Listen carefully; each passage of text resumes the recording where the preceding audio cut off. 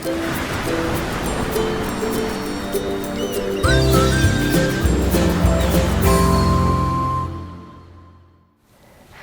there, this is Allison with Let's Go Travel Tips. Today we have really exciting news. We've got our press release from Princess Cruise Lines, we've got updates on their COVID health protocol page, and we have really exciting news about what is going on in Antarctica. So first of all, I would like to welcome all of our Let's Go family members. Thank you so very much for always being here with us. I would like to welcome all of you who are new too. We're really glad you found us. If there is anyone who hasn't subscribed yet, we would love it if you would consider subscribing to our channel. It will make you a member of our Let's Go family, and I think you're going to really like being a part of the community here. We talk about cruising, we keep up to date on everything, and we have a lot of fun together. So first of all, the really exciting news I want to tell you about today is that there has been, well, first of all, the Endurance, the ship of Ernest Shackleton, was discovered finally down in the Weddell Sea off the coast of Antarctica. For those of you who aren't familiar with Ernest Shackleton, he is this amazing explorer who explored Antarctica a century ago. And he took his ship down there, and he named it the Endurance, and as he was coming into Antarctica there, and really quite close is relative, but as he was coming to Antarctica and was there in the Weddell Sea, his ship got caught in the ice and it eventually crushed it, and then it sank. And there have been lots of expeditions up until now trying to locate that ship on the bottom of the ocean, but no one has been able to find it. Well, they've assembled another team of scientists, and they took this amazing ship. It's like the Angular, maybe I said that right, 2 ship down to Antarctica, and they built a special module that they could lower down into the ocean with the capabilities to look through everything, to video everything. It's just really very amazing. But very close to when they were going to have to head home, they discovered the Endurance on the bottom of the ocean, and they just announced it. I just saw it late last night, and as I looked at that footage, I was just so thrilled to see it. Like, you can still see the name of the ship, Endurance, on the ship, and a lot of detail. I believe that it really is just sitting there as it was when it sunk, and it sunk like 112 years ago. And the amazing thing is the day that it was discovered, which was March 5th of 2022, it was 100 years to the day that Ernest Shackleton was buried. And so it is just remarkable. I wanted to let you know, if you're on Instagram, I follow the history guy, and I've been following their whole voyage. He is on that ship, and he has been sharing all of this really amazing information. It's been really fun. Like, there are school classes all over the world that are following it like through him as well. And it has just really been a very fascinating journey and just absolutely thrilling. And so I just wanted to tell you about that. The history guy is Dan Snow, and I just have some of his books, so I thought I would tell you just for fun. Like this, is called Battle Castles, 500 Years of Knights and Siege Warfare. And he just does the best books. He writes the book you would want to read. And I have this other one that's all about the Battle of Waterloo, and it came in this fancy box, and you bring it out, and it is just this really cool book about Waterloo.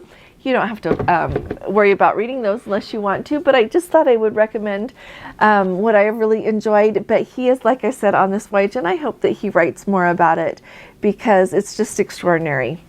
Now, on to the next. I wanted to let you know that and I also wanted to tell you all this because Gordon and I really studied a lot about Ernest Shackleton, the Endurance, a lot of explorers as we prepared to go to Antarctica, and then we had a lot of the lectures on the ship. He was discussed quite a bit, so we feel like we know him a little bit. So that's how we got here today. Now, like I said, today, Wednesday, March 9th, Princess issued a press release saying that they are completely ready for their full Princess Cruise season and the land tour season as published. They are not going to have to make any changes to any of those itineraries, which I think is just remarkable. So here's what they said. They said, with the recent announcement from the Federal Minister of Transport in Canada announcing the safe resumption of cruising in Canadian ports, Princess Cruises has finalized programs and guest experiences for a full summer season of 2022 cruises and cruise tours to Alaska, as well as its popular summer and fall Canada and New England program. So they point out that right now they have got 6 ships that will be sailing up in Alaska this year. We've got the Majestic Princess, the Discovery Princess, which is the very newest princess ship that is going to sail on her inaugural cruise starting on March 27th of this year. And so, like I said, the Majestic, the Discovery, the the Royal Princess, the Grand Princess, the Crown Princess, and I missed one. The Grand Princess. Did I say the Grand? The Crown. The Crown. The Discovery, the Crown, the Majestic, the Grand, the Royal, and the Ruby. Those are the 6 ships that will be sailing, and they really offer a variety of cruises. So if you're thinking about going to Alaska and you haven't quite decided, you should take a look, because they've got really short cruises, and then they've got the 14-day cruises and 10-day cruises, and 7-day cruises, like a huge variety. And so I just wanted to let you know about that. And another thing that I thought was so exciting about their cruises to Alaska is they've got some amazing lectures lined up. They've got a lady named Professor Amy Butcher. She is the award-winning author of Mother Trucker, Finding Joy on the Loneliest Highway in America. She tells her story of how she found meaning, strength, and friendship when she joined the nation's only female ice road truckers through the Alaska wilderness. So that sounds so interesting. They've also got a gentleman named Tom Kizia. He is a renowned author from Alaska and a journalist. He writes a lot for the New Yorker, for the New York Times, the LA Times, and he lives in Homer, Alaska. He writes for the Anchorage newspaper, and so he has got a lot to share with his experiences of living in Alaska. And then they are going to have some beer and some wine and some hot chocolate pairings that come from Alaska. And so for anybody that's looking forward to that on the cruise, so they are doing a really good job of making the journey just fabulous. So I think it sounds like they're off to a wonderful start. Now, for those sailings that they mentioned on the east coast of the United States, the 2 ships that will be doing those for Princess are the Enchanted Princess and the Caribbean Princess, and they are going to be sailing from Quebec and from New York to some of the Canadian ports that are really very, very popular. They're going to be going to Halifax, to St. John for the Bay of Fundy. And if you don't know about the Bay of Fundy, it's the one that the tide flows both ways. Like, that's on my bucket list. You've got to see these kind of things. And then they're also going to go to Sydney, Cape Breton Island, and also for Charlottetown on Prince Edward Island. And I don't know about you, but ever since I was little and read the Anne of Green Gables books, I have wanted to go to Prince Edward Island. So that is also on my list. But it sounds like those are wonderful. Those cruises are going to sail from July through October of this year. If any of you have any of these cruises booked, either like New England and Canada, or else any to Alaska, share it with us. Let us know how it goes, because we would love to hear. And so I'm really looking forward to hearing from all of you on that.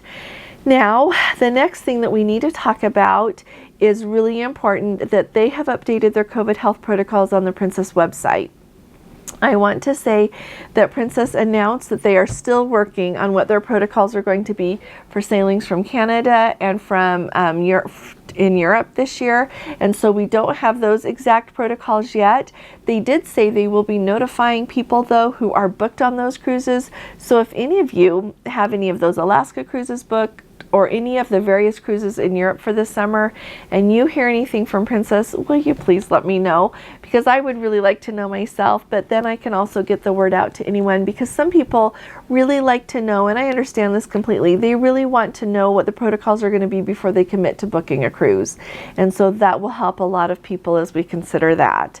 Now, the main updates that we have got, and I want to just make sure that this is really clear to everybody, is if you go on one of these cruises, you've got to know that you've got to be vaccinated. If you are not vaccinated, you need to have an exemption, and that applies to everyone who is age 5 and older. Anyone who is under age of 5 doesn't need to have a exemption because they are not eligible for vaccines since one hasn't been approved for them. But if you want to go, you just call Princess and you have to ask them directly for an exemption. There's not a form you fill out and submit. You just call them and talk to them on the phone. As soon as you know that you want an exemption, ask for one right away. The next thing you need to know is you're going to have to show proof of that vaccination, so be sure that you take with you your vaccine card or your phone. Be ready to show if you have a QR code for that, or you're from another country. They have different systems, so make sure that you're ready to show that. And the other thing you've got to keep in mind is you're going to have to be tested. And that is one of the updates that I think is really amazing with this update. They say that if you are vaccinated, and in the United States and Canada, and I think around the world, you are considered fully vaccinated if you have had your 2 doses of a COVID vaccine. Here in the US, we had the Johnson & Johnson vaccine, which was only 1 dose, but we don't use that anymore. But the Moderna and the Pfizer here in the United States are the ones that we received. And so you can have 2 Moderna, 2 Pfizer, or 1 of each, and that's okay. Now I know in Canada they had the AstraZeneca, and that is great as well. And as long as your vaccine is approved by the World Health Organization and by the FDA, then you are considered fully vaccinated. There is another layer that is going to go with this, and that is going to be, they do recommend that you get the booster with at least 7 days from when you sail. And so the eligibility on that is what's going to be the key. If you got the Johnson & Johnson vaccine, you are eligible for the booster once it has been 2 months since you received that. If you got Moderna or Pfizer, you are eligible for the booster 5 months after you got that second shot. And so if you board a ship and they check for eligibility on that, that is going to be the key, how long it's been since you got the last dose. Now, the testing for this is if you are fully vaccinated, you received those 2 doses or the 1 Johnson & Johnson, you are going to have that 2-day testing window that we are accustomed to do an antigen test, 2 days. You can do a PCR test in 3 days. Since you're vaccinated, you can pick whichever one you want. If you are someone who is fully vaccinated, you've got your 2 doses or your 1 dose, the 1 Johnson & Johnson or the 2 of the others, and you have received your booster if you're eligible, you get to have 3 days for your antigen test and 3 days if you would rather do a PCR test. So you can pick either kind of test and you get 3 days to do it. So that I think is going to be really handy for a lot of people who want to travel and do something before they call it the port. The only thing that I would say is don't forget to test before you leave home. Even if you just do like one of the easy home tests that you can get just to make sure that you don't leave home positive. But then you could do the other official one to board when you get where you're going.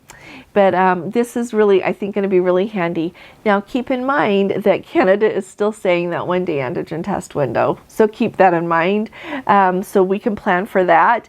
But like I said, I am really excited to hear what Princess is going to say about the Canada protocols. But this is for all of the cruises that are departing from the United States. And so I think this is awesome. Now, remember, if you are not vaccinated, you are going to still have to show a PCR test done within 3 days. So let me just help anyone who hasn't done this before. If you're going to sail on a Sunday, 2 days before that is Friday. So if you've got the 2-day testing window, you can be tested on Friday or Saturday or even Sunday morning before you board the ship, and it's okay. If you are trying to do a PCR test within 3 days, that just extends it out another day. And keep in mind that often PCR tests take longer to get the results back. Okay, just keep that in mind. Now, the other thing I want to let you know that any guests who are not vaccinated, but they have been approved for that exemption, you are going to have another test right there at the terminal before you board. And then it doesn't say anything here about having to have another test when you disembark the ship. And so it looks like maybe that has changed. But anyway, you will have to have that extra test when you board the ship. And I just, so that is that. And then I just wanted to make sure that everybody is thinking about where you can get tested. I get so many questions about that. It's so much easier for me to tell everybody here than type up a million replies and emails. So you can go to your Walgreens, your CVS, like a Instacare that will do it, a pharmacy, a private pharmacy. A lot of them will do COVID testing. You just need to go to a place that a lab is going to process your tests and give you back your results. You can't do the kind that you go buy over the counter, come home and do, and then you hold up and show you're negative. That doesn't work. So please be aware of that. And that includes the tests that we get free from the government in the United States. Those do not qualify. We actually had somebody think that they did. They got clear to the port, and then they got told that they didn't, and luckily they were able to be tested there. And so be aware that that doesn't work. The other wonderful option that we've got is eMed. You can order the test from eMed, from Optum, and they come in the mail to you. And then it includes the information that you're going to need to be able to log in and have a healthcare provider on a video call with you as you do the test. And then they email you your test results like within 15 minutes. And so that works really smoothly. For our Let's Go family members who live in Canada, I went back and found Kathy, our Let's Go family member, told us that there's a place called Acculab, ACCULAB.ca in Canada, and you can order your test from them, and it's the same thing. It comes in the mail, and she said you just have to book your appointment online, and then you show up at that time online, and your healthcare professional is on the line with you, and you get the test like within 15 minutes as well. Then our Let's Go family member Lori was really kind. She says there's a place called MEDIONERX, like kind of like median ERX, and also a place called Switch, SWITCH Health, that you can also order the tests from.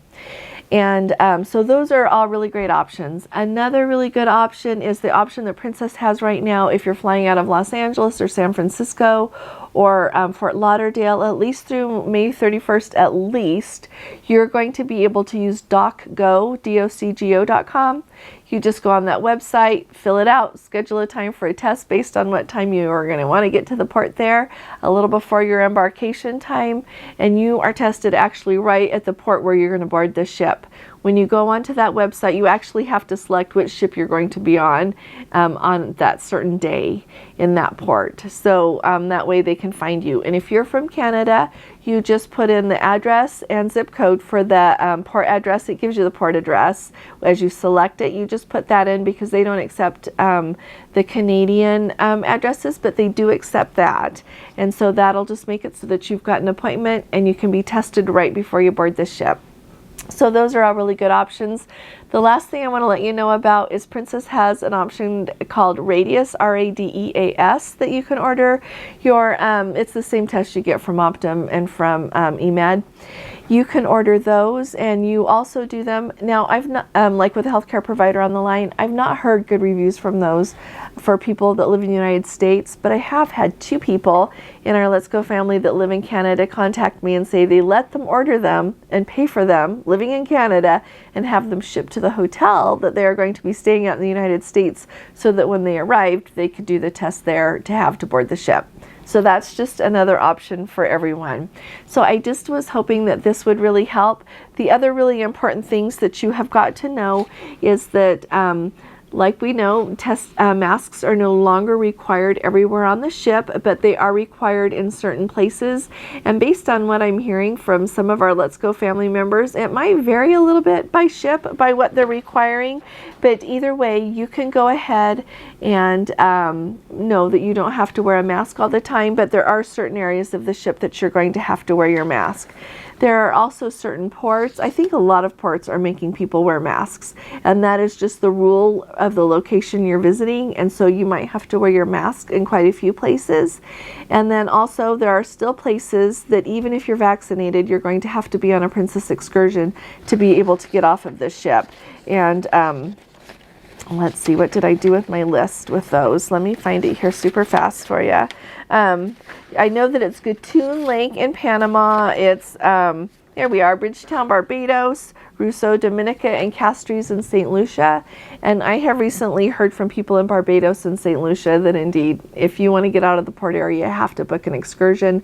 But in the information I've received, it says that the crew that works there at the excursions desk is always happy to be there early in the morning if you want to book a excursion to be able to get off the ship. And so I just wanted to let you know that. And in most places, if you're not vaccinated, you're going to have to be on a Princess excursion in order to get off the ship. So I just wanted to let you know all about that. So if you've got any question on any of these updates, just put them in the comments below and I'll get back to you. The last thing that I wanted to let you know about is Donna, our Let's Go family member. She posted and just let me know, and I can't remember if it was an email or how I found out, but she said that ever since cruising has restarted and people could book cruises again, she has been trying to get an exemption for her husband to not have to have the vaccine for religious reasons. And every time she calls, they don't have any more exemptions left, and so she had given up on it. And then she heard my video that I did, I think it was on Monday, or maybe it was Saturday, and it was where I shared what Trish had shared, how she called Princess and was able to get an exemption for her husband for 2 upcoming cruises really easy. And so bless Donna, she thought, well, I'm just going to give it another shot, and so she called and got one. So now they get to go on their Baltic Heritage Cruise on May 14th, and it just makes me really happy that she was able to get it. And along with that, I just want to thank you all for everything that you submit that I can share with everybody. It really helps so many people, and I think it helps way more than we even realize, because some people comment it, but I know that there are a lot that don't, that it just helps them on their way and they know what to expect or how to get some help that they need. And so I just want to thank you all for your graciousness in doing that. I really appreciate it. I've got lots more updates, but I think this video is long enough for today, so join me again tomorrow. And I think you're going to notice that this is just kind of like an ongoing show, not a soap opera, but just an ongoing update for everything that's going on, since everything's changing so quickly. But I really do look forward to hearing from many of you, and thanks for sharing your information. If you appreciate these updates, would you please give this video a thumbs up, as well as hit that subscribe button. I'll be talking to you all again really soon. You all take really good care. God bless you. Love you. Bye-bye.